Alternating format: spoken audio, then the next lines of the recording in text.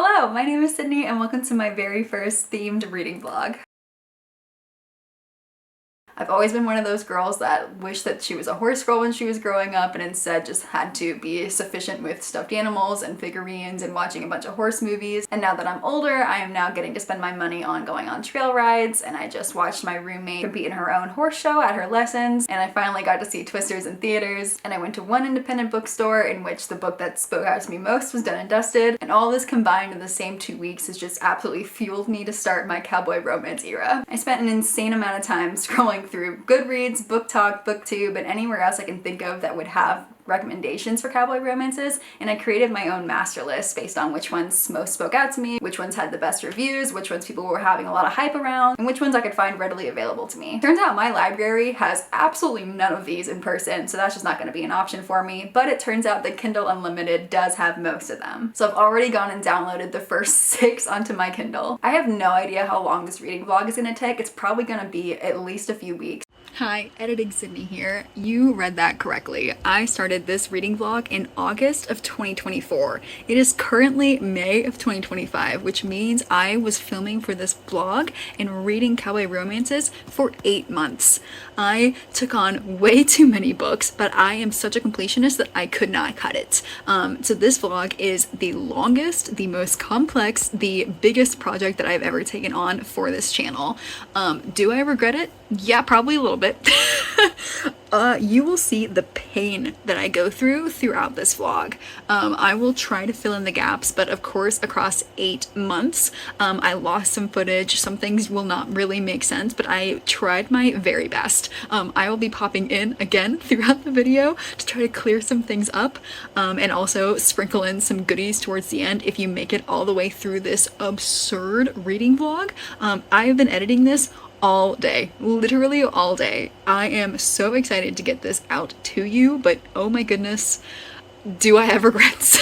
I have no idea how long this reading vlog is going to take. It's probably going to be at least a few weeks because I love to read one by one author, and if I like that author, then I will read the entire rest of the series. So this first series has 4 books in it, and if I like the first one, I'm going to read all 4 before I move on to the next one. It is currently the end of August, so it is still very hot outside. I hope the weather lasts a little bit longer because cowboy romances just feels very summery to me, so I'm probably going to read as much of these as possible while the weather is still kind of warm. Wish me luck in my cowboy romance era. Okay, so I actually already finished my first cowboy romance, which was Done and Dusted, and this is what confirmed for me that I need to have a little cowboy romance era. Obviously this has been super popular recently for good reason. It was such a cute little book. I did end up giving it 3 stars though, maybe 3.5 for a couple of reasons. For me, the best part of this book was the vibes. I love that it's the sister and then her older brothers, and they all live on this family ranch together, and they each, have their own things. I absolutely love that, and I love that the love interest is like still horse adjacent but has his own thing. So the vibes were absolutely what I needed to start this kickoff. Unfortunately, the story itself wasn't my favorite that I've ever read, even just out of the romance genre. For one, this font is absolutely massive, so this like 300-page book actually was probably more like 250 if we're being honest, which just isn't enough for me, and I really felt that when these two were falling for each other. So his brother's best friend, and she is a barrel racer, and she returns home to the ranch after a racing accident, and she just like needs help getting back on the ground and getting back in the saddle. And he is her older brother's best friend. He was I guess he was kind of like a playboy, just didn't really have his life put together back a few years ago, but like she always had a crush on him, I guess, and now that he's back, he has his own bar now, he's his own thing going, and he's a much better person. So they immediately see each other and they're both like, oh no, like I can't be with them, but you're so hot, and within like 5 pages they're like completely in love with each other. So it felt a bit too insta-lovey for me, and also they were just absolutely idiots, because once they did get together, they're like, we have to hide it. But he just like left his truck in front of the dad's house where the brother is living, and like they just like, they're just so stupid. Like obviously everyone figured it out pretty quickly.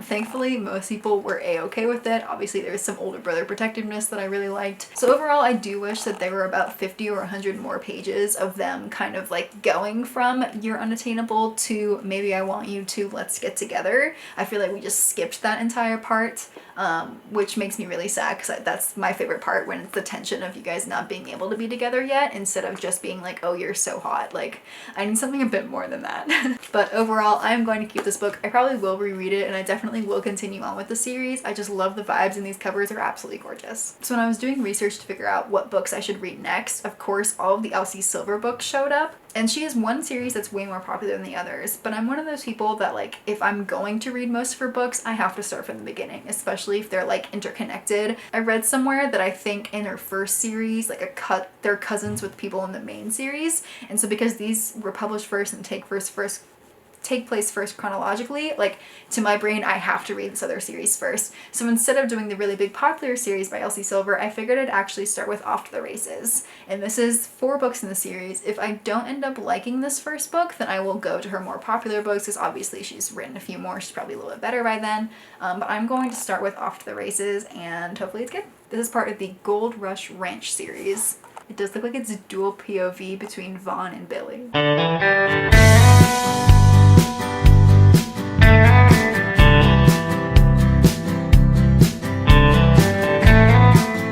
Okay, I've read the first 3 chapters, and this is definitely a debut novel.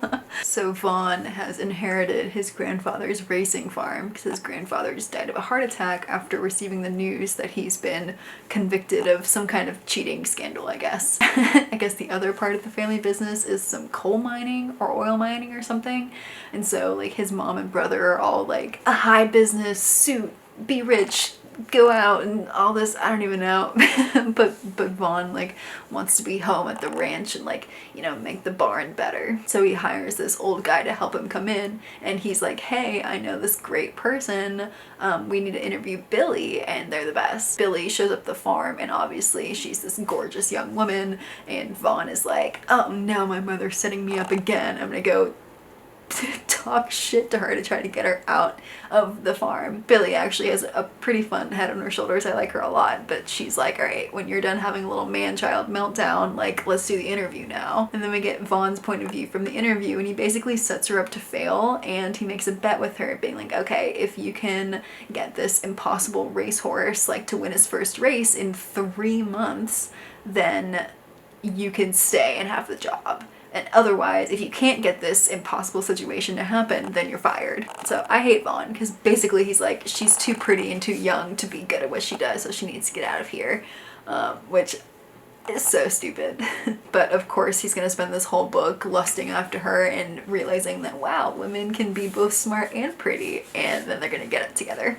So I'm 12% of the way through, according to my Kindle. I really hope the rest of the books in this series are better, and I really hope that her actual more popular series is even better, because otherwise I don't know if I can make it all the way through. Plus, this isn't exactly cowboy, it's like cowboy adjacent, I guess, the rich part of being cowboy, so oh well.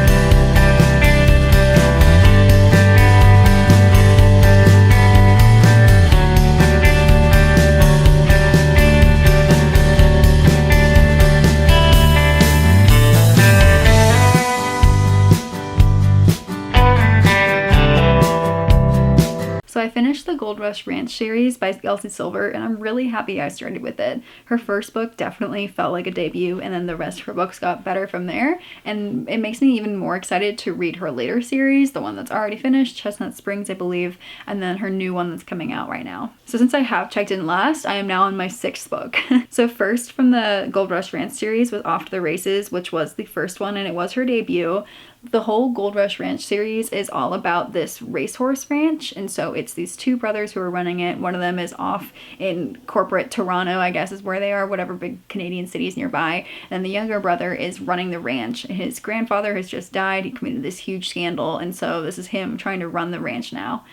I say ranch very loosely, that's what they call it, but it's really just like a really fancy, rich, like breeding and training facility. So it's not exactly like the cowboy vibes I was going for, but I see where we're going. So the first one I didn't really like too much because I just didn't vibe with either of the characters or the storyline. They fell into the contemporary romance trap that I see a lot, and it drives me crazy, in which they're both just like really hot people and they're just incredibly horny for each other the whole time, and they create needless drama, and like that's the whole like that's it. It's just their tension, and it's like, okay, I can't be with anyone else ever again. I hate that. It just really read like a debut. There was very much like not like other girls energy. There's a bit of sexism. It's very like, you know, it's her boss and employee. So just a lot of things that I don't really vibe with, and it felt like a debut, but I pushed myself to read the rest of the series, and I'm so happy I did. Well, after that, I actually read the prequel novella, and I really did not like it. In the first book, they set up the grandparents, who are now both dead, to have had this really perfect love story, and like it was the grandmother's dream to run this successful thoroughbred racing kind of empire, and so the grandpa did everything in his power to make that happen. So I went into this little prequel with like, oh, I'm gonna get this cute little story, and it was not a cute little story. Basically, grandma is 21 years old and she's the daughter of the owners of the ranch, and grandpa is 31 years old, so there's a 10-year age gap, and he has just come back from the war. And so he has been coming in to work with all the young horses every summer for years, and so he knew her when she was a little girl, and when she was a little girl she had the biggest crush on him. So right before they go off to war, which is 3 years before present day, she's 18, he's 28, and she goes up to him and she kisses him and she says, good luck, don't die, like I love you, I miss you, come back safe. And then he like doesn't react because he made it very clear in the writing that he's never felt any way towards her, you know, because she was a little girl, and she took that as rejection and then went away. And so he went off to war and he thought about her endlessly throughout those whole 3 years, and now he's back 3 years later. She's now 21, he's 31, and he comes back and he's like, I gotta stay away from her, like I'm too old. And she comes back and she goes, man, he rejected me, like I no longer need him. And then they immediately are like, oh my god, wait, I'm in love with you, like let's be together. And nobody has any qualms with the fact that like he's 10 years older, she's 21, and they've known each other since she was a little girl. The author like made it very clear throughout, being like, oh, he had no feelings towards her before that kiss when she was 18, when she was legal. And I was like, okay. So I did not like that one. Then the next actual novel in the series is called A Photo Finish, and it is also a 10-year age gap, but I actually really loved this book. So this is between the older brother, who is also a war veteran, who owns the farm, and the young groom turned jockey. She's very young, she's very shy, she's very like cute and innocent, and he's this like grumpy old robot that kind of comes in and like ruins a lot of things. And so their backstory before this book even takes place is that they met on an online like sexy forum 2 years ago, in which she was like, she moved out of the house, she wanted to get away from her older brothers and her dad, and so she struck out online. She posted a single photo and was like, there, I did it, like I feel grown up, I'm taking charge of myself and my life. And she got all these messages, and he messaged her because he has some things holding him back, which I won't get into. But he messaged her and was like, hey, like, can we just like, you know, have online sexy times? She goes, well, you know, no, but like, what would that entail? And so they get talking, and then they don't actually do any sexy times. And for over a year, they talk all day, every day, and they become each other's best friends. Like, they learn absolutely everything about each other.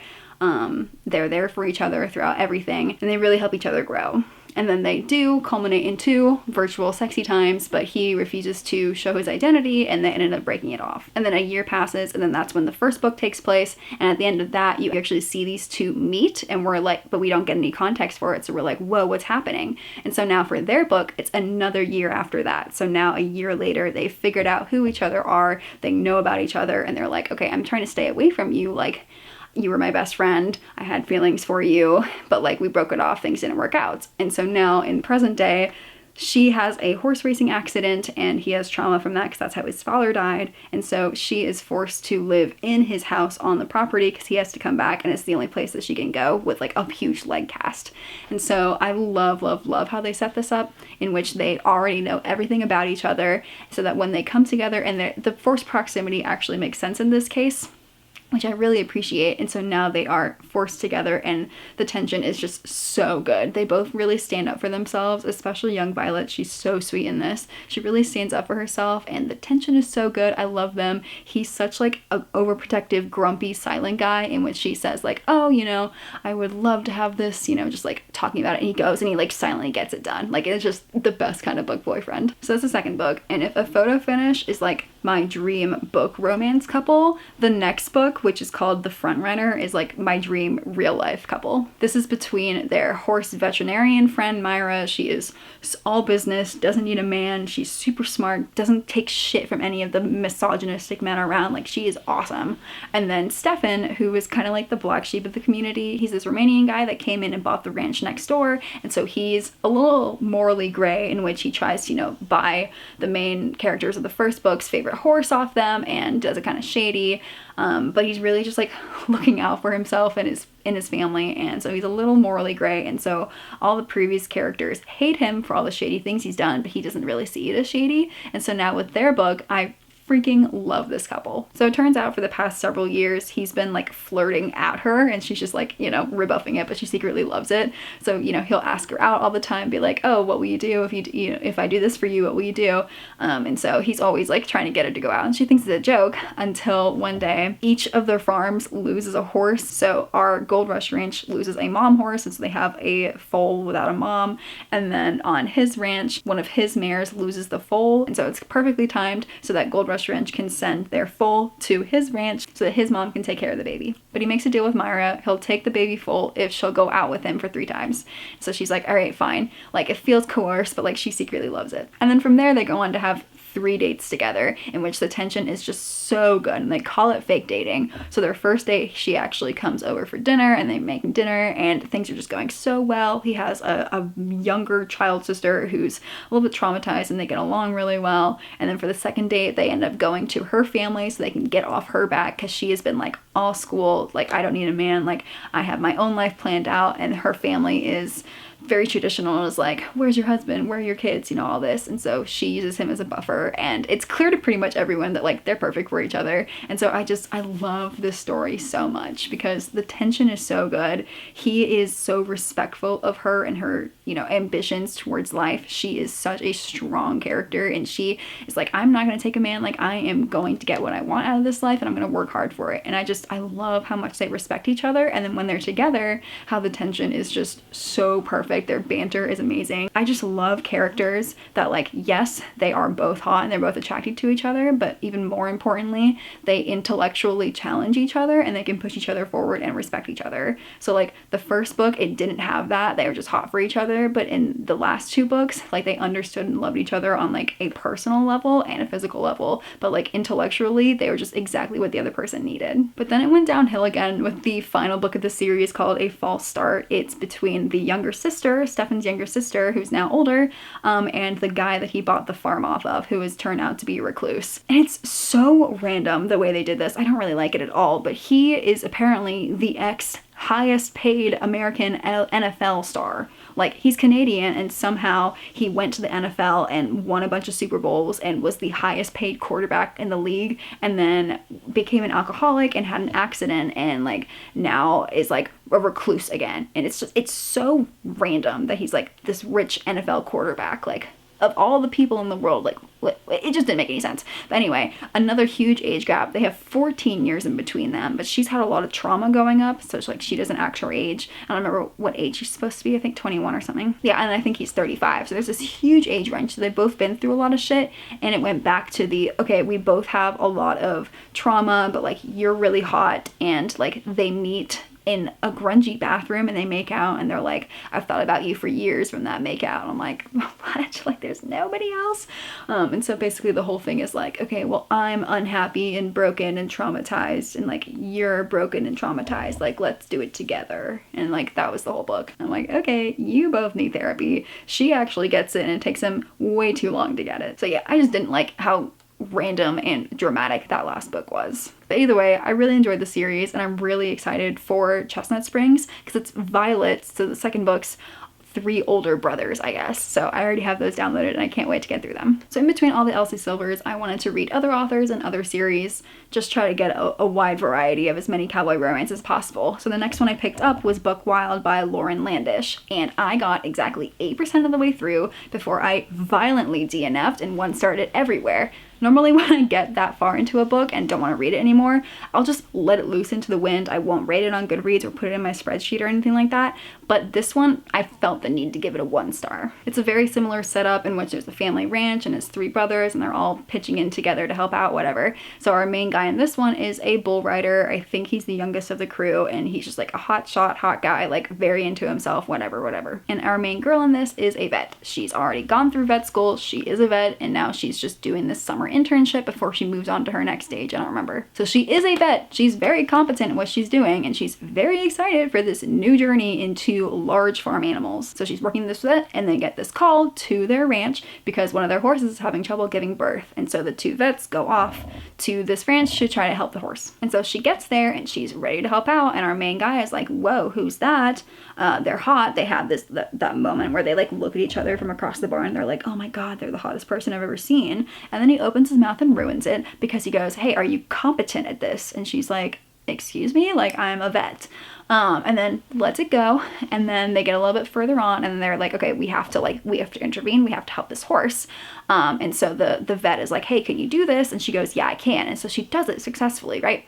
They save the horse. Yay. Right afterwards, our bull rider is like, hey, doc, you shouldn't have let her do that. Like, how dare you trust her with this life-saving procedure for our horse? And the doc is like, she did it, like what's your problem? And he goes, yeah, like she could have fucked it up, like she doesn't know what she's doing. And so she immediately goes, whoa, sir, like she doesn't say fuck you, I wish she did though. Hey, I'm fully competent, I'm a vet, I saved your horse, I'm here to save your horse, like get off me.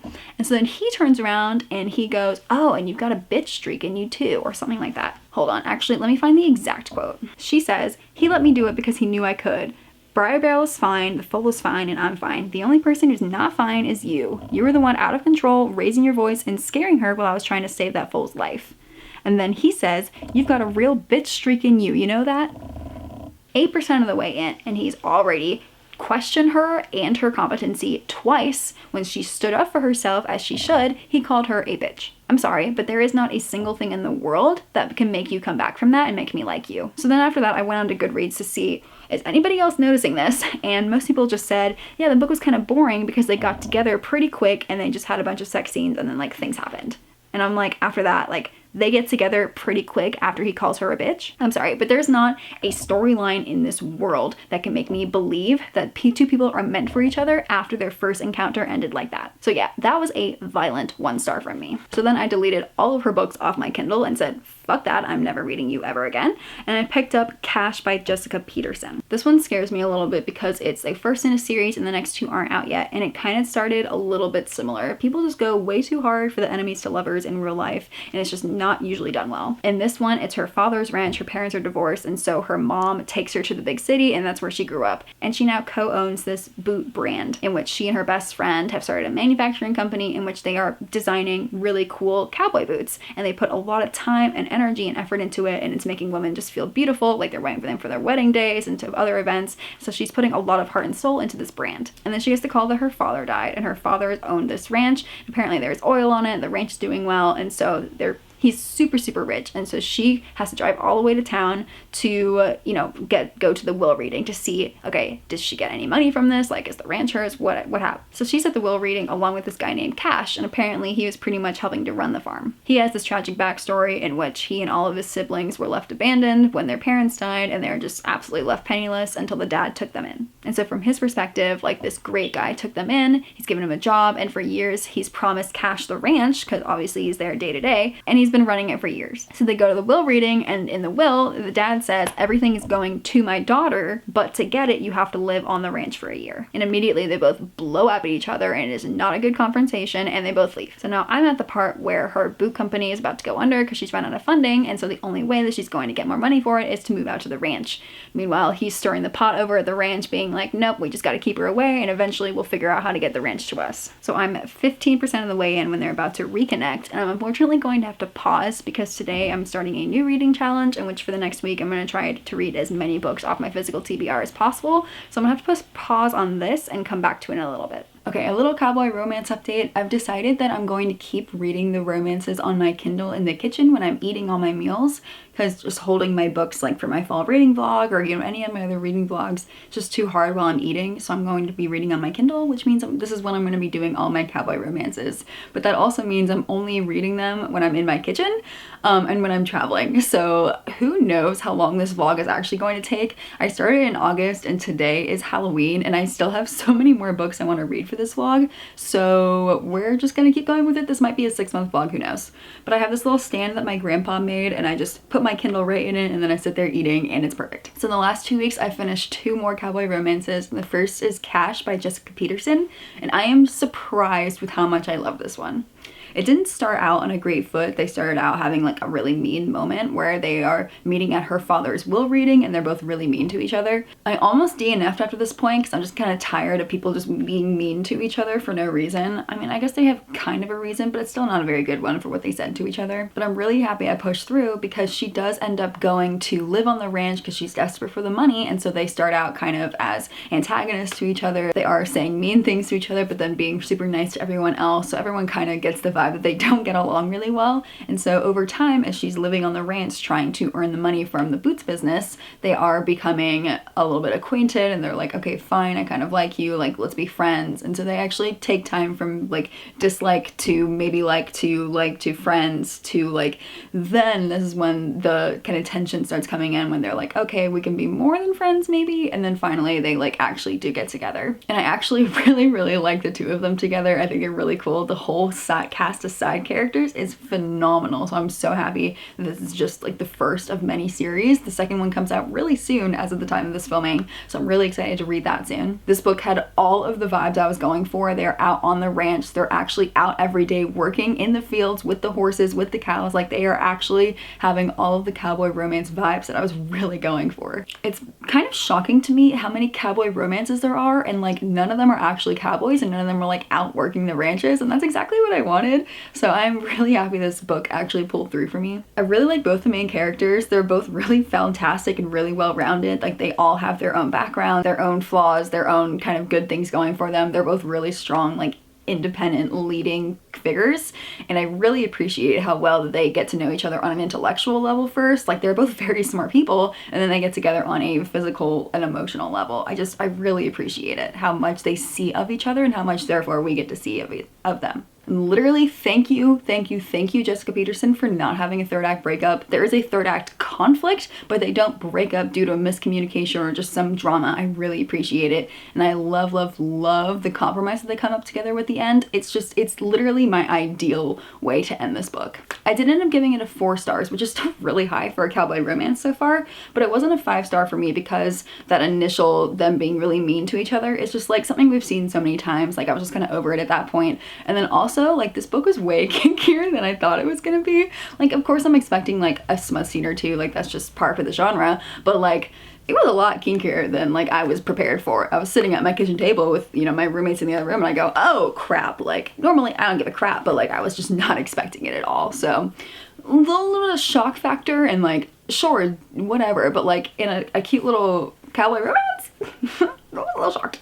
But overall, I love it, and I cannot wait for the second one to come out super soon. And then I hope it just continues with all of the brothers because I love this place and I really like this writer. And then I follow that up with Rootbound by Tara DeWitt, and I'm really disappointed by it. I think this year I've read so many romances where one of the protagonists is a photographer, and I think it's ruining it for me because I am a photographer. That is my day job. I've been a photographer for a very long time.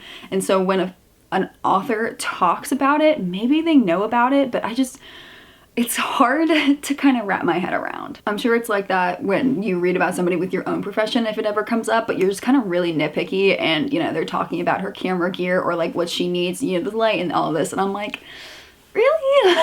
Like, this is what you're thinking about instead of this, and this, and this. Like, I would be doing this and this. You know, it's like, it really takes me out of the story, which sucks because I think it's really cool that, you know, there's photographers represented in these books.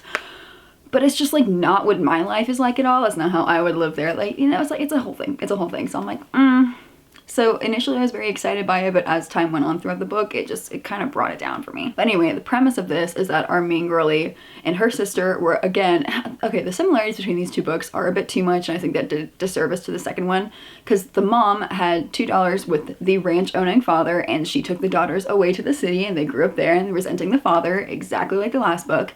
But this time she's a photographer and she is commissioned to go back to the ranch for a photography assignment, and she has to live there for 6 weeks to get all of these photos. And also the guy, again, his parents died tragically, the guy brings him in, raises him as a son, and he works as like a foreman on the ranch now. So again, super similar premise. The difference in this book is that there's no cowboy vibes, and it makes me really mad because instead of a working ranch, it's now a movie set for a very popular like TV show. And so there's like a few horses maybe, but like they're not working at all. Like the day-to-day, nothing's really happening. It's just kind of a family drama, which is my other big drawback, because it felt like the author wanted to do like this big family drama, because you know there's secrets coming out and there's like a big family, like the cast of characters is way too big, like I got confused, but there's all these things happening within the family, but the romance is taking such a big forefront of it that it was like, which are you? Because the romance, it was very typical, like they see each other, oh my god, you're so hot, they get together and they go, no,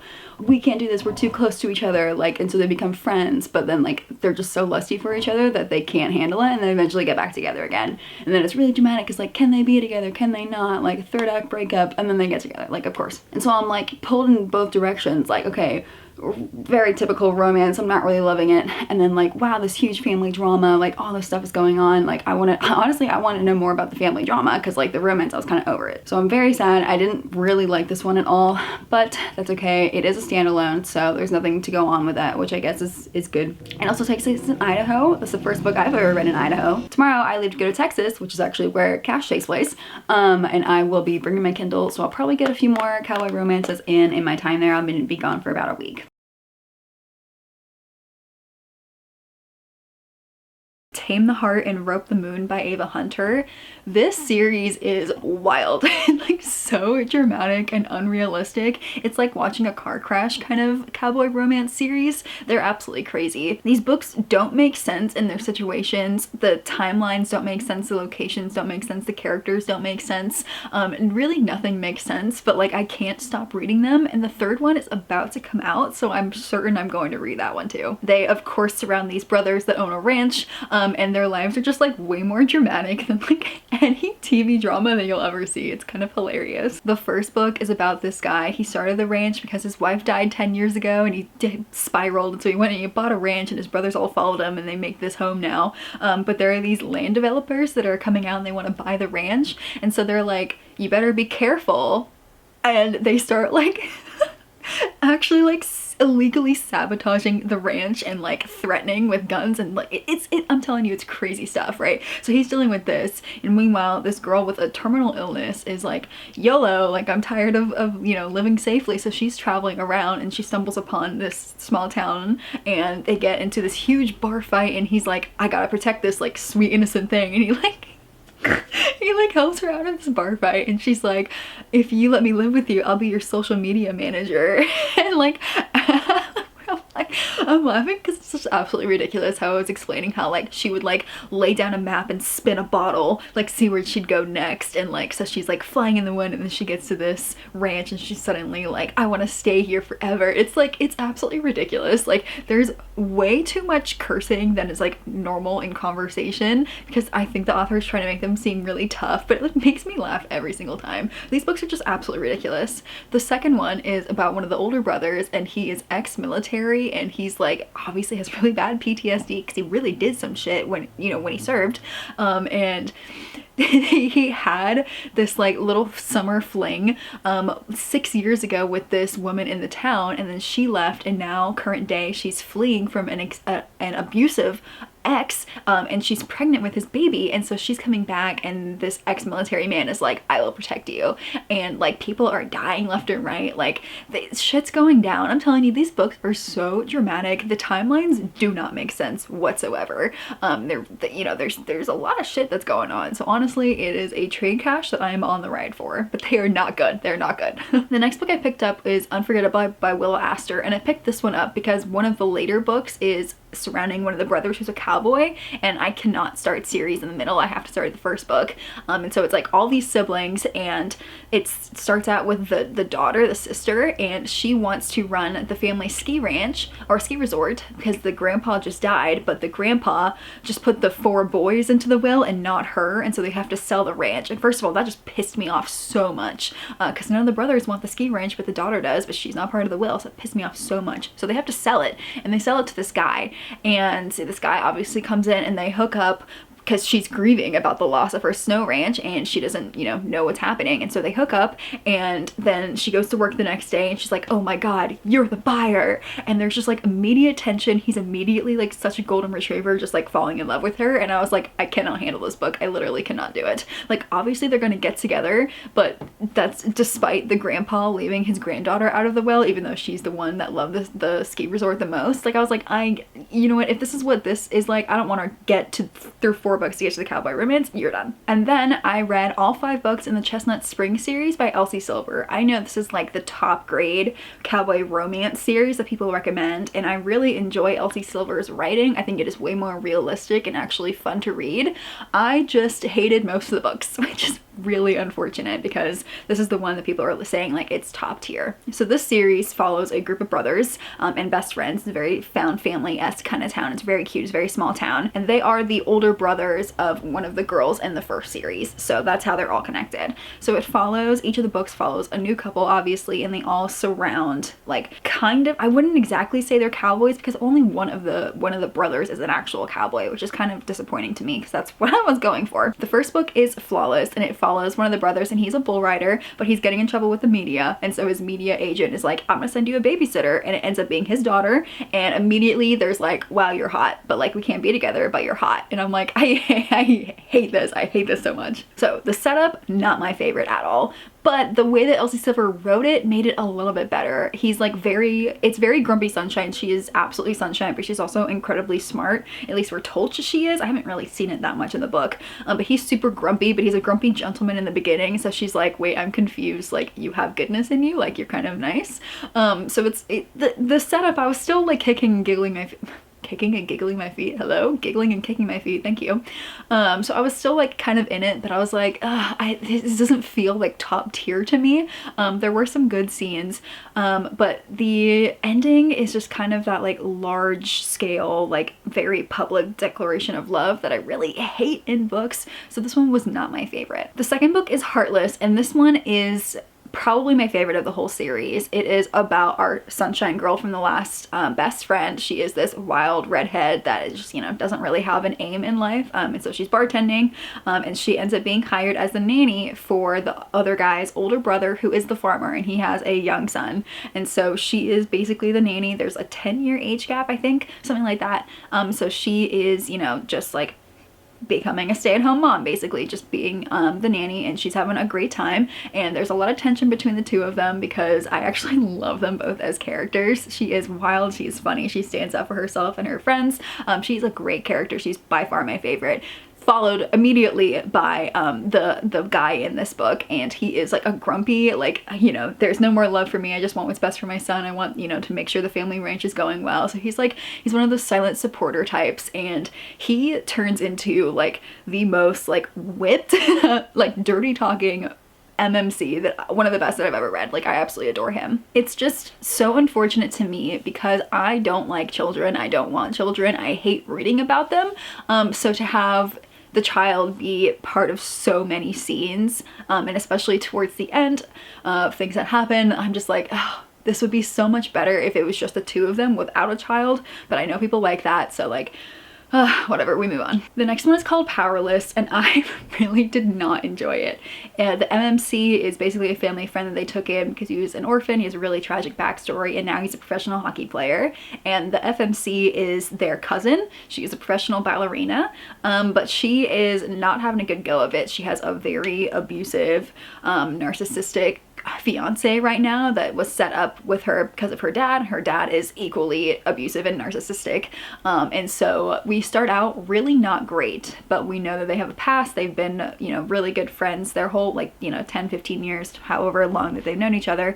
They've both secretly been in love with each other this whole time, and I can appreciate the setup, but also at the same time, I'm like, girl, stand the fuck up for yourself. Why are you marrying this man? You know that she's awful. Like, do something about it. Our hockey guy literally saves her from the wedding. This happens pretty early on in the book. He saves her from the wedding by literally just running away together, and like, instead of her doing it for herself. So her just like not having any agency towards herself at all just really pissed me off. So they run away from this wedding, right? And they spend the entire book just running away from all their problems, running away from hockey, running away from ballerina, dancing, running away from their family, running away from the wedding. And they spend it just like running away together and like having the most tension while being like, I'm so in love with them, but like not taking a step. And it drove me freaking crazy because they were just acting like idiots and acting like, you know, the world wasn't revolving. There are some darker things that are happening in this book, so I somewhat understand why they're running away, but at the same time I was like, you two like are so toxic, like to yourselves and to everyone else around you. Like, I do not enjoy reading about this. They're just both crazy and like obsessed with each other, and I'm like, I don't like this. The next book is Reckless, and when I tell you, I am so disappointed in this book. I saw this couple coming from book one. I'm so excited. The FMC is the kind of cold older sister. Her name is Winter, to the sunshiny female main character of the first book named Summer. So Winter is a nurse. She's a very intelligent, smart woman, and she has been kind of labeled as like an evil ice queen in all the other books from all the other perspectives. And our MMC is the kind of bull rider prodigy, the younger prodigy of our first guy in the first book. So he's a bull rider now. Now I saw them coming from book one and I was so excited. They are both super intelligent, like intellectually, emotionally. Their banter every time they interacted was just 10 out of 10 banter. They just like kept up with each other so well. He is super charismatic and flirtatious. She like shuts down and like pushes him away, but like it was so clear that he can kind of thaw her, and I was just so beyond excited for their book. Like, he calls her Tinkerbell because she's so small and like, you know, angry, and so he's just like a walking green flag. Just like such a fun character both of them are. Like, I can relate to Winter, like just having that kind of love story. I was so much looking forward to. So when I read the book, when I tell you that like I wanted to cry because of how the book went, oh my god. All right, this happens really early on in the book, so it's really not a spoiler, but they end up hooking up and she gets pregnant and she reaches out to him via text, and he basically is like, thanks for letting me know. And then a year and a half goes by without any more contact. And so oh, I'm so mad. So most of the book takes place when she has a 9-month-old daughter. She's a single mom, and he comes back into town. The whole book is him trying to earn her forgiveness and like trying to prove that he's enough for her, and them kind of getting together as a family. And I am just so beyond disappointed. Number one, because like I already said, I do not like children. I do not like reading about children, so that was just already disappointing. But more so, it was that I was so looking forward to these two characters kind of growing as individuals first and as a relationship, and then maybe going into a family, because I know that's the ideal, I guess, for a lot of people. So I was really looking forward to them like just as people, like as a couple, but instead we got first them as a family and then as a couple. And I feel like, you know, whatever individual growth that they had came as a result of those two, and that was so disappointing to me. Like, I was really looking forward to their story, and so it hurt. I'm really sad about it. And then the last book is Hopeless, and it follows the middle brother. He is basically a Canadian war hero, like a Navy SEAL, but like of the top for Canada. I don't know. And so I was like, you know what, I really enjoy him as a character. Like, this book can be really fun. No, it actually was my least favorite of the whole series. He ended up being lost at war, and the whole family was freaking out during the hockey player's book, which is totally warranted, but he comes back, he was found, and he's come back obviously a little bit changed. Before he was lost at war, he was a super like funny, charismatic, like really social character, and I loved reading about that. And he's come back now, and obviously from his perspective, he is not that person anymore, and that was really heartbreaking to read about. I know it happens. PTSD was bad for him, so I understand that we're going to go through this kind of character growth, but it was just not enjoyable to read about, because from his perspective, like, nothing matters anymore, everything sucks, like there's just no light in life anymore, even though he's surrounded by all of his family and friends, and they have a really found family going in this small town. So that was already just a sad note, but it was really the rest of the book that just brought it down so much for me. Our FMC is over 10 years younger. She is a, hold on, he's 35 and she is a 22-year-old virgin. I hate books that are like that, honestly. She is their neighbor, but she is the littlest sister of all these brothers that are all like the town druggies. She was like a very minor inclusion in previous books that I was like, oh no, please no. Like I saw it coming. I was like, please no, please no. But of course it wasn't. By the time I got to the end, it was her. And so he basically steps in and is like, I'm gonna protect you. But he does it in a way that's like kind of stalkery. Like, she works at the only bar in town and he goes to that bar because he's, you know, life is meaningless now. And so he realizes that she closes shift, and so he's like, I'm gonna protect her. And so he stayed at the bar all night, every night with her, which I get some people can find kind of cute, but like, no, not for me, not for me. You know, if it was somebody a little closer in age, then like maybe this would have been fine, but I just do not appreciate that she's 22 years old and she's a virgin.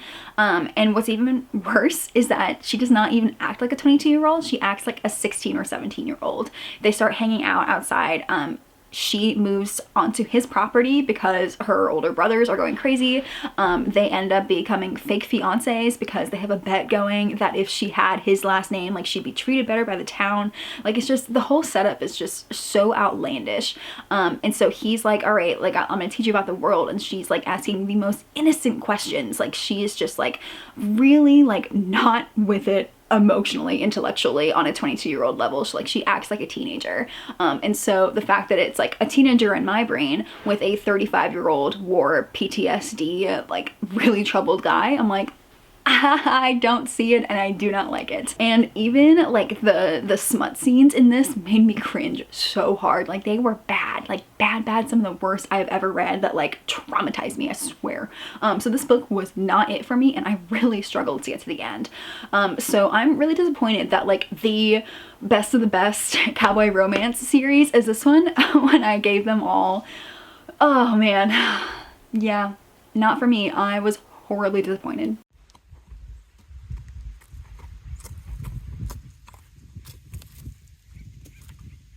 Okay, a little Cowboy Romance update. It is just after the new year, so I am well into like 5 months of this stupid vlog. I've read so many Cowboy Romances and I didn't intend to read any so soon after I said I'm gonna take a break, but Wyatt came out by Jessica Peterson and it is the second book after Cash, and that was my favorite Cowboy Romance that I had read, and so I was so unbearably excited to read Wyatt, and so I did. It came out I think December 26th and I ended up reading it like January 2nd or something like that, and I read it within 24 hours, and let me tell you, Jessica Peterson knows how to write her cowboy romances. It is the perfect vibes of being out on the ranch, which is what I was looking for, as well as like down bad MMCs. They're funny, they're lighthearted, they are just, the people feel real. They feel like real people that have real problems that I can relate to as a person. The writing is spectacular. She's shaping up to be one of my favorite contemporary romance novelists ever, and she has a ton of other books that I need to read. These are her only cowboy romance though, that I think her third book, it's going to be a series of 5. The third one doesn't even have a release date yet. Sawyer, I'm so excited though. These are going to be top tier cowboy romances ever, and I highly recommend them. Okay, hello Cowboy Romance vlog. Today is April 2nd, which means I've been doing this vlog for like 8 months, but that's okay. I'm not entirely sure the last time I vlogged for Cowboy Romances. The last Cowboy Romance I read was Wyatt, which is the second book in Jessica Peterson's series, and I think hers is still top tier for me. But now that it is officially spring, I am now re-entering my romance era, which means I am determined to finish this vlog this month and get through as many Cowboy Romances as I possibly can in the month of April. So last year, I think the very first book that I picked up for this vlog was Done and Dusted by Lila Sage, and 2 days ago I picked up Swift and Saddled, which is the second book in this series. I gave Done and Dusted 3 stars because it was just like an okay debut for me. And it's funny me saying this because like you watching me read it is way more recent than me reading this. So it was like 8 months ago. So to be honest, I didn't have super high expectations for Swift and Saddled. I am in the middle of a ton of other books, but I was like, you know what, I'm exhausted. I've hit my busy season. I just wanted something quick and easy. And I was like, you know what, it's time for me to get back into my cowboy romance era. And so this was the next one that I had. These are the only cowboy romances that I own, and so I really wanted to check something else off my physical TBR. So I picked this up 2 days ago with the thought of this is going to be quick, easy, light, fun. And oh my god, do you see how many tabs I have? I I had the full intention of starting this book, vlogging, and then vlogging as I read it. But I started it 2 nights ago with the intention of reading like a chapter or two, and I ended up reading the first 50 pages. And then the next day I went off to photograph a wedding, and I came home, and instead of answering my emails or putting out a sneak peek or literally anything that I should have been doing, I could think of nothing else but this book, and so I picked it up and I just finished the rest of it in one sitting. This book isn't super long. It's like 305 pages of pretty large text, but it took me a few hours and I got through the entire thing. In a wild turn of events, I gave this book 4.5 stars.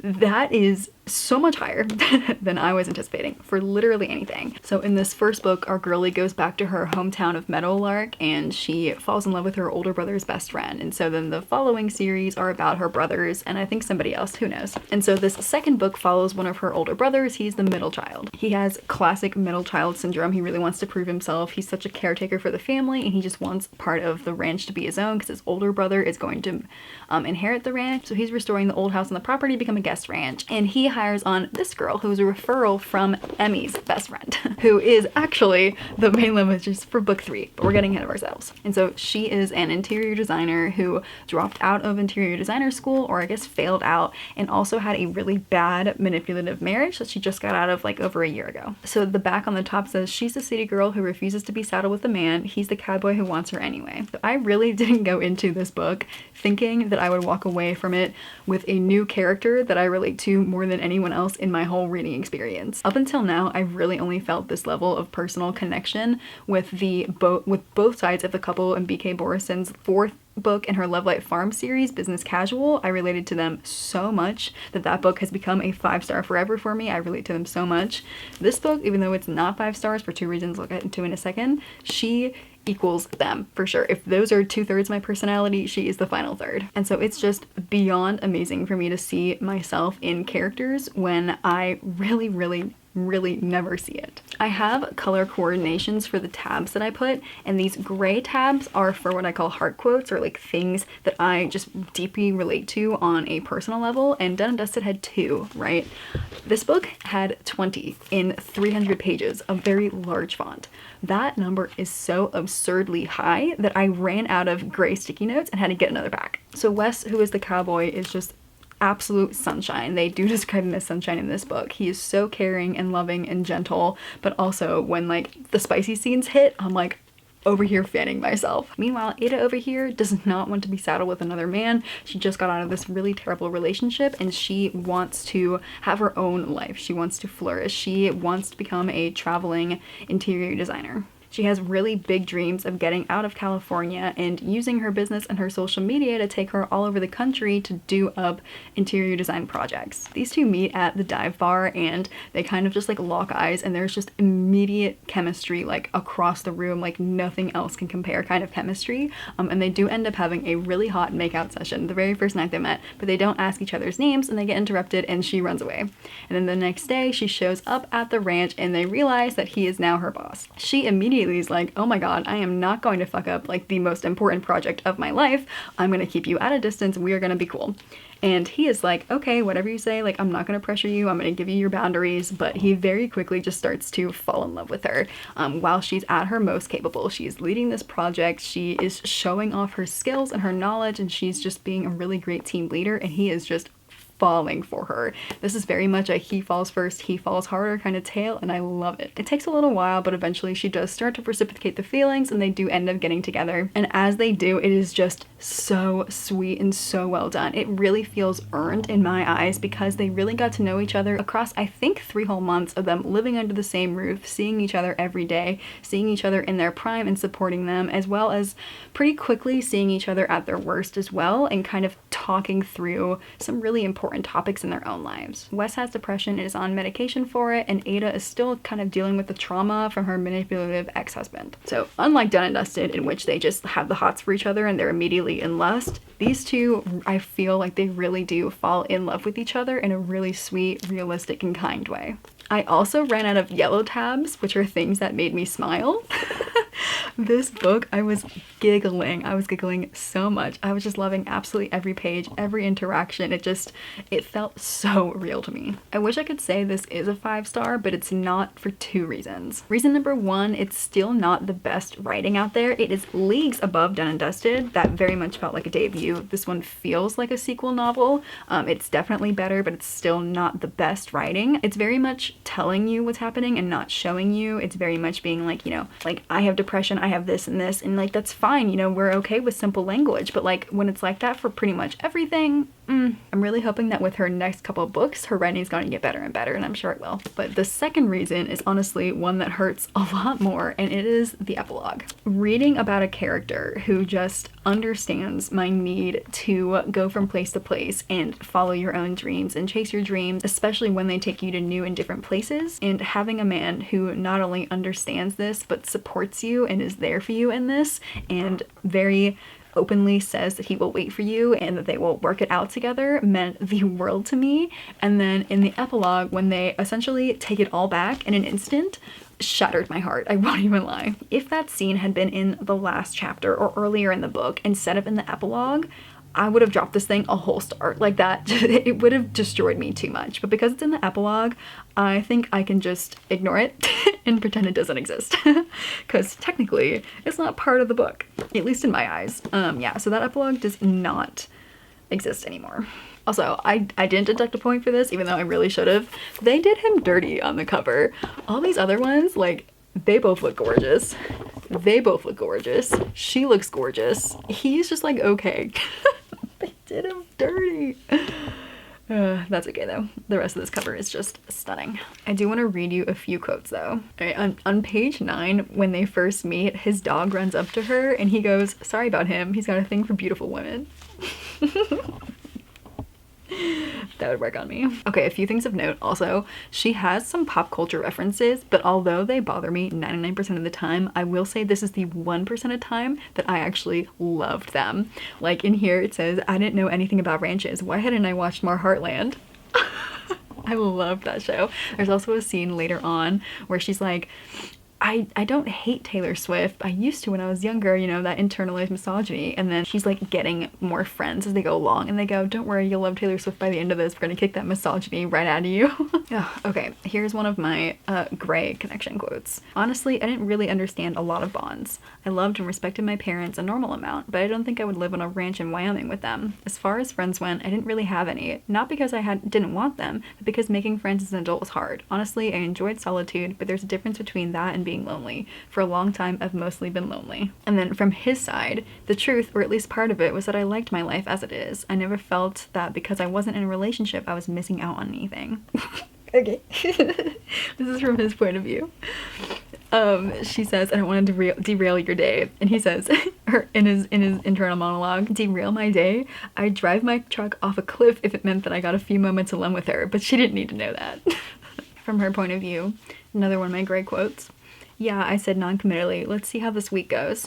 Emmy looked at me like she knew what that meant. Probably not. I knew that face. My whole life I've been described as icy, bitchy, and rude. I know I'm not super worn or overly kind, but the truth is I'm just shy. I don't think I'm a people person, certainly not in the way this entire family seems to be. They make being nice look so damn easy, whereas I don't seem to know how to talk to people in a way that makes them like me or keep coming back for more. I seem to always turn out to be a disappointment, so why bother? At his core, Weston Ryder was gentle, and I thought that was the best thing a man could be. Then tell me something else, he said. What do you want to know? You, he said simply, tell me something that no one else knows. I took a bite of pecan pie and thought about it. Honestly, I thought there were a lot of things that no one else knew because I didn't know if anyone actually knew me, or if anyone ever actually wanted to. And if that were true, I was happy that Wes would be the first. This place, this family, it all felt like more. In that moment, I could almost see it. The future I wish I could have. A future where I got to sit by this fire next to Wes while surrounded by people I was starting to feel close to. My heart ached for a future that wasn't beholden to my past. The past that gave me an interminable urge to run, just to avoid feeling stuck, even if running made my heart blister and my soul weary. He says, you say you're not nice or warm or bright or any of these other stupid fucking words people use to describe the sun, but I never asked you to be the sun. I would rather have the moon anyway. You're the moon and I'm the tides. You pull me in without even trying and I come to you willingly. I always will. Okay, just for 1 second, I'd like to rant about the epilogue. So if you don't want to hear the spoiler, if you haven't read it yet, please skip ahead to this time. Ready for the spoiler. And ready?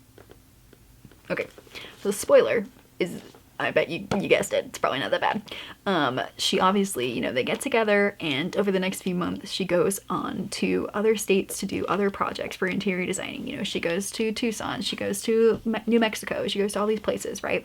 And then in between each project she stays with him for a few weeks. So she's here for a few weeks and then she leaves, here for a few weeks and then she leaves. So she's has her full-time job, she has her full-time dream, right? But then the epilogue, it's after like the third project, he's picking her up from the airport and they're on their way home. And he's like, all right, when's your next project? And she goes, I'm not taking another project. And he's like, does that mean you're staying forever? And she's like, you bet it does. I hate this for so many reasons. But reason number one, it was literally 9 months and 3 projects later. You didn't even try. You didn't even try to come up with another plan to keep your dream and have the man. To me, it is so obvious that there are multiple things she could have done. She could have taken less projects, only done 1 or 2 a year instead of doing them back to back to back. She could do closer projects that he can drive to her and she could drive to him on weekends because she has weekends off. She says that, yeah, she's gonna redo some of the rooms in their local B&B, but then what is she going to do after that? There is nothing else anywhere nearby them. I guess they're just going to keep building and building and building on their property, and that's just all she's gonna do. She's never gonna see the world again, even though for years she dreamed of traveling around and having her social media and bringing her to other B&Bs and places that she can fix up and do interior designing for. It hurts so bad that finally it wasn't like a Tame Her novel in which like she wants wanderlust, she wants her own job, she wants to go around and like travel and be places. Like that's what she was. And finally he was like, I support you, I love what you're doing, don't stop on my account, like go live your dream. I have literally never in my life had that kind of book before, and I was so excited. And then in the epilogue she's like, nah, I'm gonna stay anyway. And he's like, are you sure? And she's like, yeah. Didn't even try to keep her dream. Didn't even try. And I get it. Maybe love is her new dream. You can have both. You can have both. So for somebody like me, who I honestly would never ever give up that dream for a guy, that hurt a lot. All right, mini rant over. Books 2 and 3 are done. We are on to Lost and Lassoed. This is obviously a book that's been hinted at from the very beginning. It is the oldest brother and then our first girl's best friend. They've had like a rivals thing going on in which every time they're in each other's proximity, they just insult each other. The first book, the insults were okay. They still made me giggle. But the second book, the insults were so good. So I am very much looking forward to what she comes up with in the third book, when they see each other more and more. All right, 3.25 star, unfortunately. This book, I just could not relate to either of them, literally in any way whatsoever, and their relationship just felt really convenient to me. He's the oldest brother, and he has a 6-year-old daughter, and she is the younger sister's best friend. They've, for the past 2 books, had this kind of banter going on in which they hate each other, and nobody really knew why. And then we got their book, and turns out that 7 years ago, they made out once, and then he was like, forget this existed, and then go away, and then that's the reason why they hate each other. And so for this book, she loses her job and his co-parent has gone for the summer, and so he needs somebody to help out, so she moves in with them part-time to help take care of the kid. And the whole book is literally just them being like, why do I hate you? You're kind of cool. And then they get together. I did get the major ick though, because he has this like internal monologue being like, you know, he wants this traditional family, like he wants to do it right next time, you know, like he wants to get married and have kids. And then they have nicknames that literally made me like full body cringe, in which, you know, he's a dad, right? And so she calls him daddy and he calls her baby, like yeah, so in a lot of ways, gross. And then again, the epilogue just made me be like, that was so unnecessary. What? The last book in this series does come out at the end of this month, so I will be reading it. But until then, I do have other cowboy romances that I want to get to. This next one, I think it's called Alive and Wells. 2 of the books of the series are out so far, and the next one comes out in a few months. So I'm going to read the next 2 in that series now on my Kindle, from Kindle Unlimited. Okay, so I just got back from my weekend trip and I brought my Kindle with me and I tried to read some cowboy romances and it did not go well. I started Alive and Wells, which is the first book in a series by Bailey Hannah, and it's rated pretty highly, and I thought the setup was really great, but I ended up DNFing this one at like 36%. She starts out the book in a super abusive marriage and ends up running away, and she gets helped to go to Wells Ranch, which is where this guy owns the ranch, so he's a rancher, not a cowboy. He makes that distinction mentioned very clear in the beginning. And she gets hired on as the help so that she has a safe place to go. So she's like helping in the kitchens and whatnot. And he immediately sees her and he's like, wow, she's so hot and she's going to be a distraction for all of the 200 cowboys on this ranch. So like she needs to go. Like she cannot be here. She's too hot. So many thoughts about that, but regardless. So he starts out and he's like a complete asshole to her because he's like, all right, she's not going to leave on her own volition. Like I'm going to try to make her leave by just being a fucking asshole. And he's her boss. So there's a power, you know, imbalance there. And he's like, yeah, I want her gone. And so he starts out as just like an asshole and she's just trying to have a safe haven. And it's honestly really gross to read because honestly, like he doesn't understand that she's running from an abusive situation. And like he is like, wow, she's so hot. She's going to distract all the men. But the men are fine. Like they're just acting normally. But he's the one that's like super distracted by her. Like he's like plowing the field or something and he can't like plow in a straight line kind of shit. So it's utterly ridiculous. And it just, look, I've personally never run from an abusive relationship or anything, but they find each other on the side of the road and she has her wedding band on because she's like actively running away from him at this point. And she's like, wow, he's really hot. So she sticks her hand in her pocket and like the ring slides off. And then she's just like, I shouldn't want him, but he's so hot. I'm like, girly, I feel like there are like other things you should be needing to worry about right now. Like you are actively running away from a man who pulled a gun on you. Like maybe not flirt with the head rancher on here.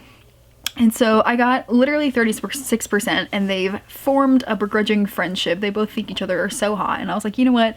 I am not enjoying my time here at all. So I decided to do enough. There are just some romance books, and by some I mean a lot, that take grumpy asshole way too far. Like grumpy love interest is just asshole. So I was going to read all the books out of that series, but I scratched all of those off. But I do have to give a shout out to Bailey Hannah because when I opened up the Kindle read, it was a couple pages of a lot of content warnings and like things that are going to happen in the book, being like, take care of yourself, it's okay to skip this. So like really big kudos to her. That was really well done. She also explained a few things about ranch life that I thought was really good for people who don't know. So then I was like, that's okay. I will continue with another cowboy romance series that I read last year. So I started the third book in the series called Burn the Wild by Ava Hunter, and I gave the first two books 3.5 stars because they are just wild rides. Like they are so incredibly over dramatic and she's trying like really hard to make them really tough, and like it's like the most dramatic cowboy western modern day romance things that you can possibly think of. Like they're just in every way over the top, but they are a fun ride. Like shit happens, people get murdered, like there's a lot going on in these books. And so even though they weren't well done, they were still entertaining enough that I was in it. So I started this third book, Burn the Wild, and it's of course about one of the other brothers, and he was a grumpy anti-love grouch in the first two books. So I was excited for somebody to turn him around. He was a pro baseball player, like at the top of his league in the World Series, and his fiance, or he proposed to his girlfriend of 3 years, and she was like, nah, you're white trash. You were never supposed to be permanent. And so he goes off the deep end and basically ruins his whole career by just like being super drunk and accidentally hurting a kid on the pitch. So then he quits and goes to the ranch, and he's just still been hurting from that for years now. He's anti-love. And our main girly is a big country western star. Like she is selling out stadium tours. She's 27. He's like 11 years older than her, something like that. Like it was honestly really hard to read. She has been so completely abused by her manager for the past 10 years. Like he has taken complete advantage of her, that like he has her on drugs and drunk at all times, like completely controlling her life. And so she's in a bad situation. And one of her openers is one of these ranch's little brothers, and so he's like, I'm gonna get you out of here and I'm gonna bring you somewhere safe. And so he sends her off to go to the ranch. And so she is like severely underweight, like really struggling, like in a really bad place mentally, physically, emotionally, like needs help. And of course she shows up on the ranch and he is an asshole to her, being like, oh no, not another rich girl who just like is gonna get whatever she wants to get, like I'm not having it, sweetheart, kind of things. And she's like it honestly hurts so bad to read because she, like, from the descriptions, like, she's obviously not okay. Like, I feel like even through the freaking pages I could have seen that. And so like in person, if you see somebody who's like, you know, going for a whiskey at 10 a.m. like clearly underweight and like having problems, like there's problems, like don't be an asshole to her. Reading from her perspective was also super heavy because she talks about a past suicide attempt. She talks about having like a depression cloud around her at all times. Like this was a really, really hard book to get through, and honestly I had to DNF at like 76%. For a lot of reasons I quit. Number one, this book is 506 pages long. That is 200 pages way too many, because not a ton of stuff happens except for like trauma, like internal trauma towards them. Like they are both they both need to go to therapy so badly. Like he has been in therapy, but like she needs it so much faster. They end up getting together. They become like a friends with benefits kind of situation, and like I don't know, these aren't situations that I've ever had to deal with, but I feel like there would have been better things for them to do rather than like get together and just like hurt each other. And again, I feel like I'm freaking crazy because this book was rated so highly, and all the, you know, all the reviewers were like, yes, he's like top book boyfriend, like, you know, like him forever, like he takes such great care of her. And I was getting to the point in the book in which he is starting to take care of her, but like he was a freaking asshole to her for the first half, and then he was like asshole but like in lust with her, and then he started to be a good person. I'm like, okay, oh girly, I guess you can change him, but like you shouldn't have had to. Like he shouldn't have started out that way. The other two books are like crazy like action fight scenes and like actual drama things that are happening, but this one was more so internal drama in the fact that like they're both like actually depressed and would be having episodes of being like they are spiraling right now and like they need to pull each other out of it. So it wasn't like an action adventure as much as the other two books were, and like yes, I can see how this can be good for a lot of people. It just like wasn't what I wanted to read at all. And then one major thing about this book that pissed me the fuck off, and when it happened the last time I was like, that's it, I'm done. It was honestly my breaking point.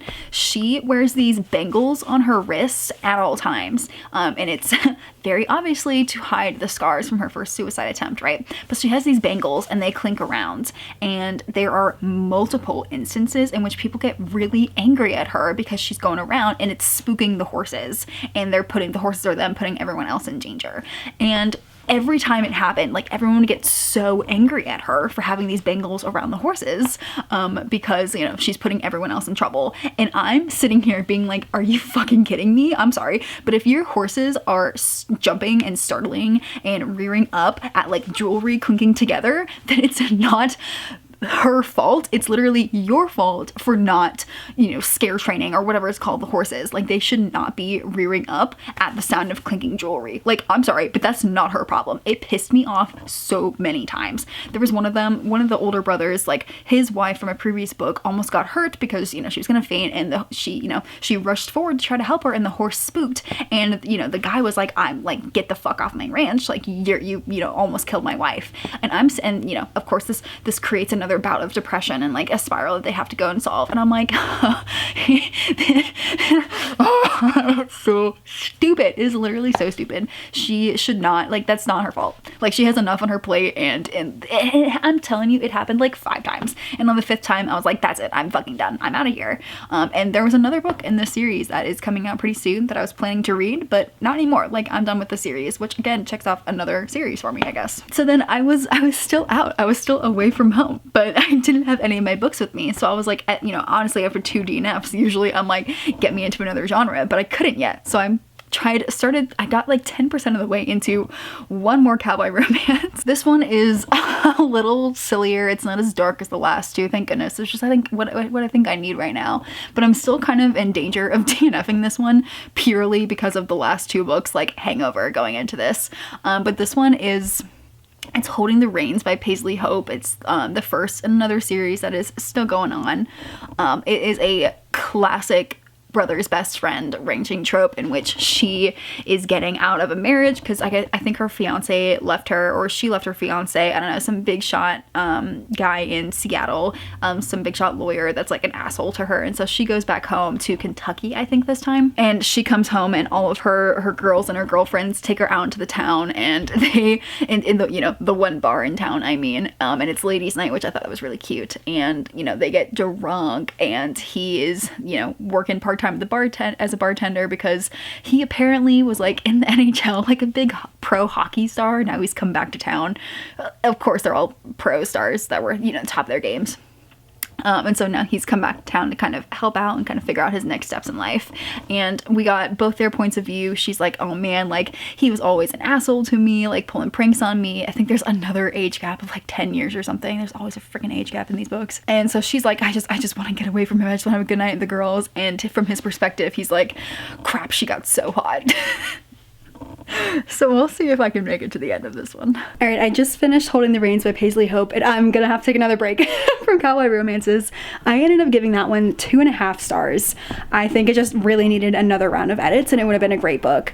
I really love the plot of it, in which it is, you know, it's very basic for Cowboy Romance. She comes back to town after breaking up with an abusive ex in Seattle. She goes back to Kentucky, which is new, and he is older brother's best friend, who's an ex-pro hockey player. He comes back, he's hella rich now. So that's the basics for it. But I really loved the plot in which she needs a job, right? And so she comes and she starts to work as his accountant at the hockey center that he now owns. And they together come up with this huge fundraising idea. And I loved that. I thought it was so fun. I love to see them work together and, you know, see each other in their capacities and be like, wow, like you're so smart kind of thing. I loved it. There's also a bar downtown in which every Sunday night is ladies' night. And it's such a fun book. And I really love the plot. The problem with it was unfortunately the writing. It wasn't really up to par as to what I prefer in my novels, and also I ended up skipping so much of the back half because it was smut scene after smut scene after smut scene. Like, they got together really soon, as people do in these books. They got together really soon and start hooking up, and he's not a relationship guy, and she quite literally just got out of like an 8-year relationship or something like that. So they got together way too soon, and then they're just having sex the whole time, and of course there's a third act breakup because they didn't communicate very well. So I think if it was just written a little bit better and had a bit more of an editing, I would have had a lot better of a time. But because the book just kept going on and on and on, I ended up just dropping the score until I ended up at 2.5. I really wanted to finish. I think what's gonna happen is I'm going to wait for the anticipated releases that I have. There are 2 or 3 coming out this month that I do really want to read, and I absolutely intend to read those. I had like 10 others that I wanted to read this month before I finished this blog, but I don't know if I'm strong enough. I don't know. I'm such a completionist, so I feel like I'll get to them eventually, but it might not be this spring. I might like hold them off for next year kind of thing. So TBD on that. We'll see how I'm feeling when the others come in. Like, if I get my next Jessica Peterson, like I'm so looking forward to hers, and the next Lila Sage. If I get those and it like kind of brings me back and I want to read more of the Cowboy Romances, then I'll do that. But if I read those 2 and then I'm like, I'm kind of done, then we're gonna cut the vlog there. Okay, after a little bit of a break, I started listening to Kit McBride Gets a Wife on my Libby app, so I'm listening to the audiobook.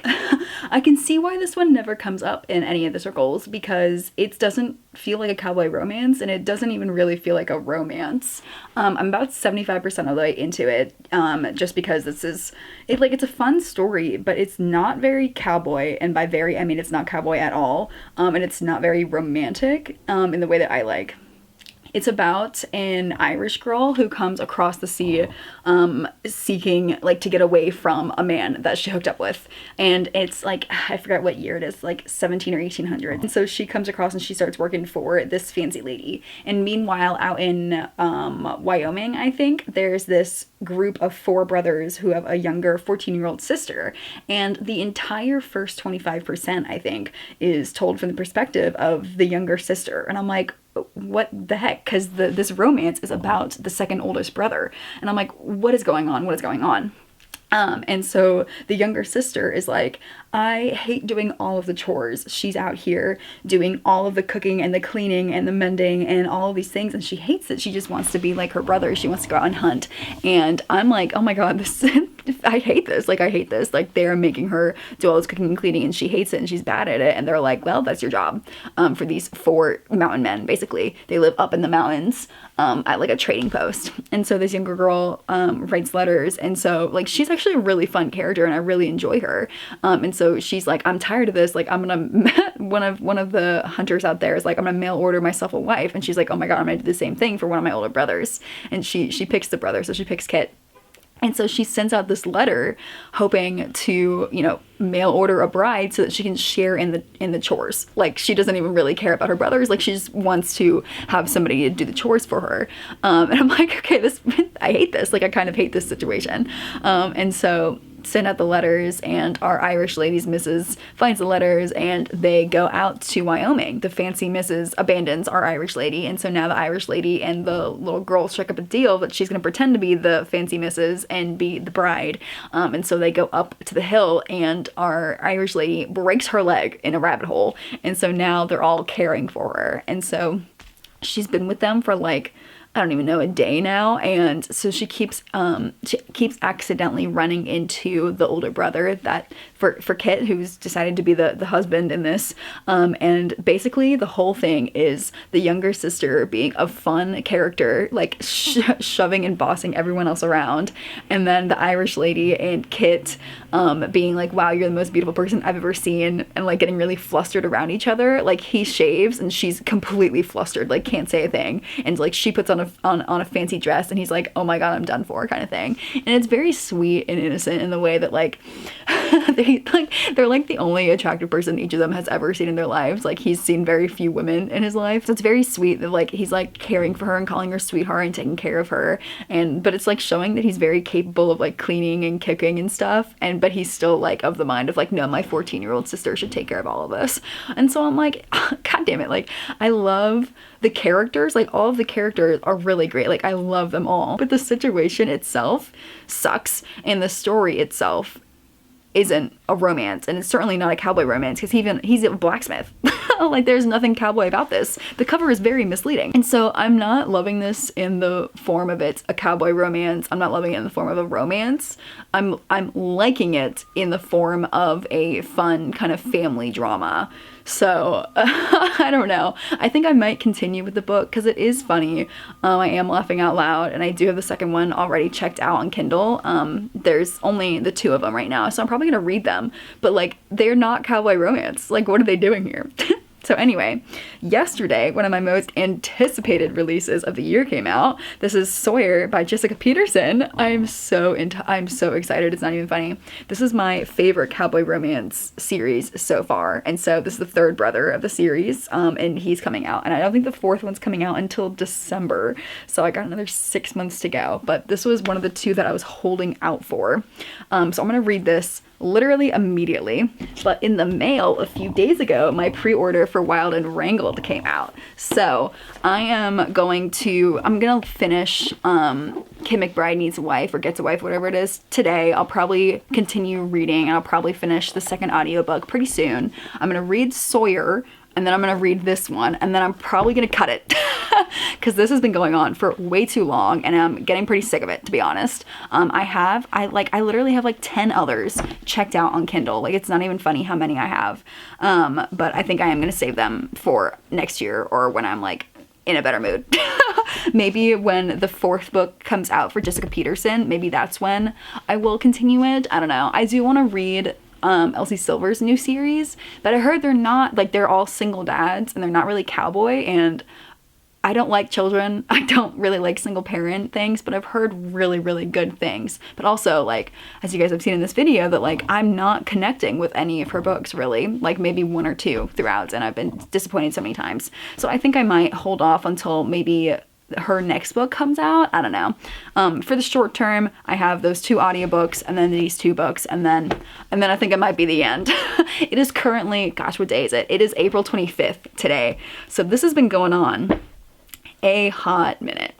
Okay, it is now the next day. I did finish the first McBride novel, and I'm now 69% of the way through the next one. I listened to literally so much of it. It's not a good romance novel. It's not a good cowboy romance. It's not even a good cowboy novel at all, but it is a good story, and that's why I just can't stop listening to them. And again, the younger sister is the best character. The couple didn't meet until 25% of the way in, and then they get separated, and and they met again at like the 50% mark, and they had one night together in which everyone was together like at a campfire, and they were flirting and like being like, wow, you're the most you know, beautiful person I've ever seen. And then they drunkenly make out, and then he just disappeared the next morning because he wants to go off into the frontier and travel. And so now the ladies are chasing after him to try to get him to marry her. It's kind of pathetic in a lot of ways, and like, oh man, like he's the oldest brother, and he's had to take care of the family once the parents died, and all he wants to do is like go back out into the frontier and be a cattle driver so that he can run away from all of his problems and be alone. And these ladies are not having it. So it's kind of funny. I feel bad for everyone. Again, I like all the characters. It's an interesting book. It's an interesting one for sure. What I meant to say about the last one is that these characters are all like really simple. Like they are very two-dimensional. Like he is, you know, the oldest brother, he's running away from his feelings, and like, you know, he's sad. Like that's it. And you know, the youngest sister she just wants adventure. She wants to get out there in the world, and she doesn't want to do all these chores, and the brothers are like, that's too bad, do your chores. So it's like, ugh, whatever. But it is a funny story, I guess. I will be reading the next one when it comes out in July. It sounds more ridiculous than these two, but we'll see. But I'm definitely going to finish that book today because I am about to drive 2 hours to go visit some family for the weekend. So I'll be finishing that, and then who knows what I'll listen to next. And then I did start Sawyer last night, and I am now 39% of the way through.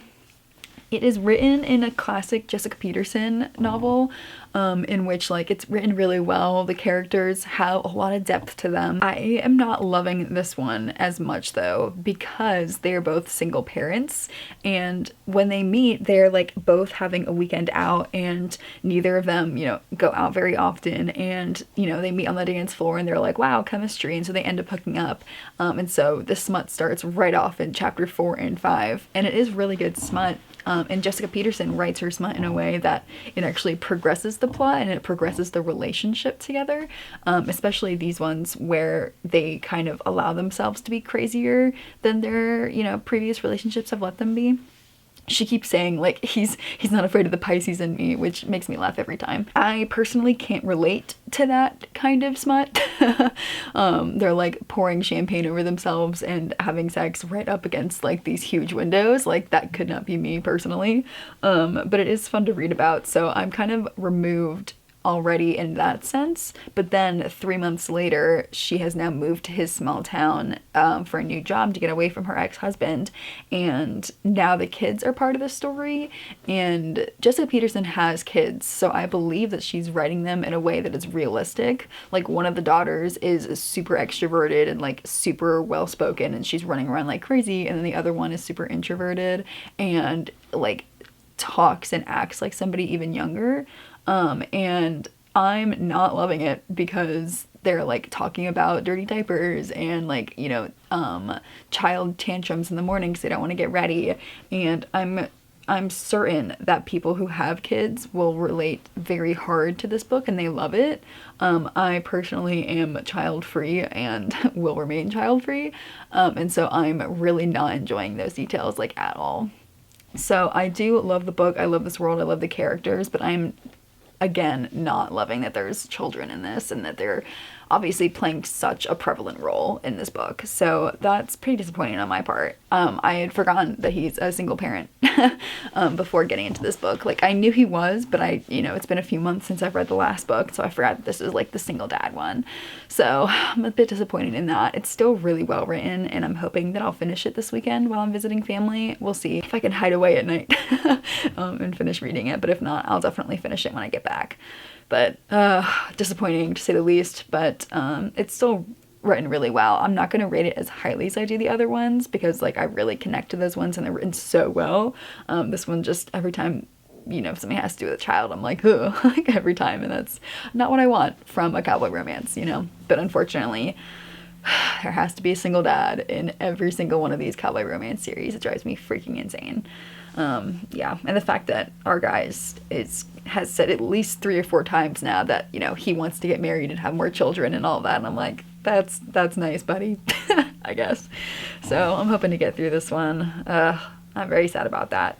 But her next one I think comes out in December. No children so far for that. Yeah, so that's the update. So I finished Sawyer last night and I am kind of devastated because I've been saying throughout this whole video since I read the first book is that this series by Jessica Peterson has been my favorite cowboy romance series out of all of these books that I've read.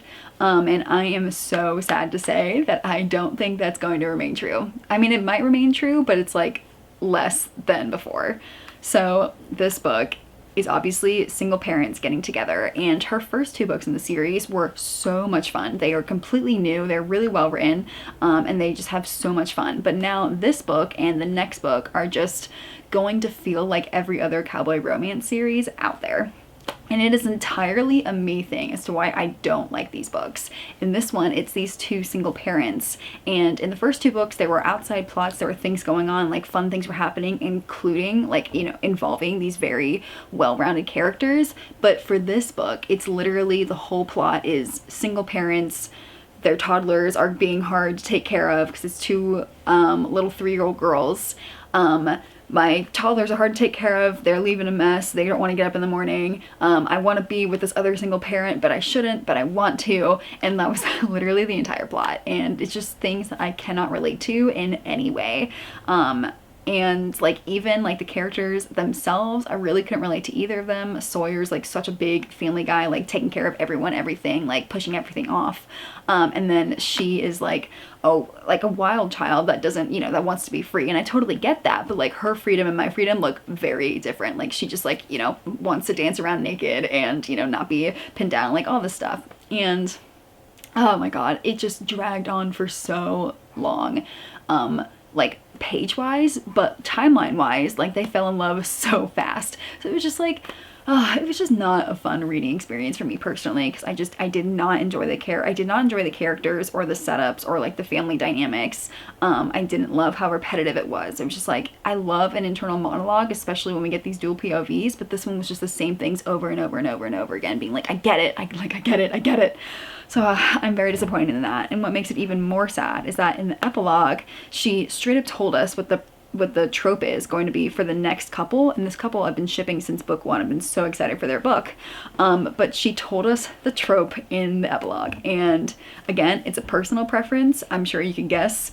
But I'm gonna hate that book. I'm gonna hate it. And it's really upsetting because again, it's happened to several series now in which this trope shows up for one of the most anticipated couples I have in that world. So that book comes out in December. I am still going to read it and just hope beyond hope that the last book is great because I really did love the first 2. So bitterly disappointed in that. And I don't think I can take much more disappointed, to be honest. So the last thing I'm going to do for this Cowboy Romance vlog before I cut it off is read Wild and Wrangled, which is the last book in Lila Sage's series. This just came in the mail from Barnes & Noble for my pre-order, and I've heard mixed reviews, so I'm a little scared. So we might not be ending on a high note. I have pretty low expectations, which sounds awful, but I do. I think this will go by pretty quickly. I'm hoping to finish it in like the next 2 days. Alrighty, I have finished Wild and Wrangled, and I am officially cutting off the vlog here. I gotta say I'm disappointed in this last book, and I think I need several months off of the genre, to be completely honest. This book is the last of the Rebel Blue Ranch series, and it is about a couple that has kind of been hinted at all 4 books. She is the mother to the child and single dad romance from the second book, or the third book, I think, and he has been traveling for 15 years as a seasonal worker and has just returned back to town, but they were each other's first loves when they were 18, and so this whole book is just him still being completely in love with her, like just wanting to be together, and but like giving her a lot of space and letting her deal with her shit. In the beginning, she is left at the altar, and this is her trying to figure out a new life and also just like kind of figure out her life. And so in the greater context of this whole series, it was a good like closeout to it, but in a book in and of itself, if it wasn't with anything else, I probably would have DNF'd or given it like a 2-star, just because of a lot of things, to be honest. After 15 years of you loving the same person, sure, but then you come back and he is giving so much of himself and doing so many things for her, and she's just like pushing him away at every turn. I'm like, look buddy, you need to quit it. and leave her alone and like forget about her and go find somebody else.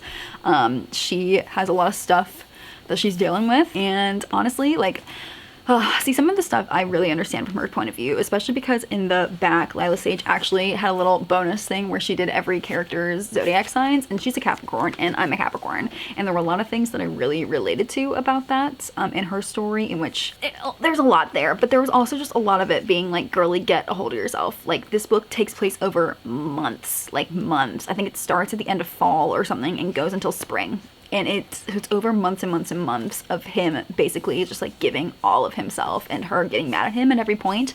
And then suddenly we get to a point in which she's like, no, I actually do love you. And then they get together, and then like at the first like 3 signs of trouble, every time she's like, no, wait a minute. And she pushes him away. And I'm like, oh my God, I'm so sick of this. I'm so sick of this. So there are a lot of gray tabs in here because there were a lot of things that I really understood about both characters, like his kind of need to travel around the world for 15 years and do seasonal work and like find your home. Like, that's something I can really relate to because I travel literally all the time for like months or weeks at a time. And then a lot of things from her point of view of just like wanting your life to be a certain way and, you know, all this stuff. But there was also just like a lot about her character that I could not relate to at all. She's these really rich, really terrible parents that are controlling her in every way, and she just lets them, and I'm like, I could never. So there's a lot of things. There's also, the child wasn't as prevalent in this book as it was in the other one, which was very nice, but there was still a lot of mom talk in here, and then I was like, yeah, okay. So not really my thing, but it wasn't as bad in this one. There were like maybe 3 happy, cute little moments in this whole book, and a lot more angst. That's not really my thing, so that kind of sucked. And even though this takes place in the context of like a ranching town, there were like 3 ranching scenes, and I'm like, I'm in it for the cowboy romance, dang it, like, give me more cowboys. I will say the very best part of this was actually the bonus epilogue that came in the Barnes & Noble exclusive version, because there's the wedding scene of the couple from the very first book. And I didn't love their first book, and I don't love the couple, but this last scene was actually really adorable because it brought together all of the characters and all of their growth, and just had like a really cute sentimental moment for all of them, and I almost teared up a little bit until like the last few lines, then I was like, well, that kind of ruined it. And then I was fine. I will say that my favorite characters, which I think were the second book, it was Wes and Ada, they shined in this book for me. Like, they remain to be my favorite characters. They were like the only people in with reason, and like the grandpa, the only people with reason in these books. So with that, I am cutting off this vlog. It has been, I don't want to count how many books it's been or how many months it's been. It is never ending. This is never ending. This never ending vlog is thankfully kind of drawing to a close. I do have a few last minute things I did want to say, but I wanted to cut in here real quick and give you guys a little bit of a treat as thanks for sticking around. I wanted to show you guys that I'm not crazy about how repetitive these books are, and just the absolute chaos that I had to go throughout these 27 books. So these are the 27 books that I read for this reading vlog. They are paired with their series. So out of all of these are the ones that are brother's best friend. These are the ones that are single parent. These are the ones that have pregnancy. These are the ones that are running from abusive exes. These are the ones with 8 or more year age gaps. These are the ones with insta-lust. And these are more so books that I didn't really believe the love, but I did believe the lust because it was from page 1. These are the ones with bull riders. These are the series following a group of multiple brothers plus exactly one sister. The ultra unhighlighted ones are the ones featuring the brothers, and then the half unhighlighted ones are the ones part of that series but aren't featuring the brothers or the sister. These are the redheads who nanny for her best friend's grumpy older brother. And these ones actually have active cowboys. But unfortunately, out of these 6, one of them I DNF'd.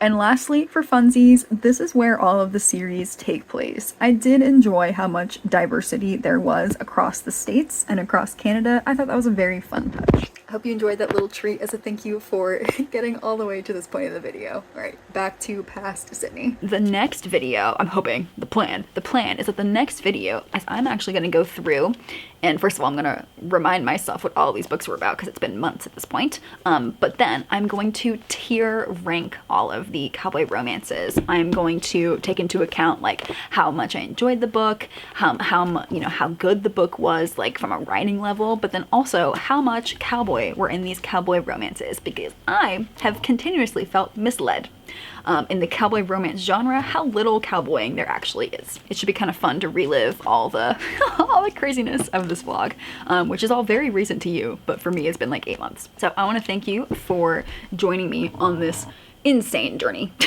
absolutely insane journey of doing this cowboy romance vlog with me. For my next themed vlogs, I am not going to go this hard. I am such a completionist to my core, but I cannot do this again. I can't do it. I can't do it. This took too much of my life from me. Way too much. I know I will return to the genre of cowboy romances, but I think I need at least 6 months away. at least 6 months away. But thank you so much for watching, and I will see you in the next one.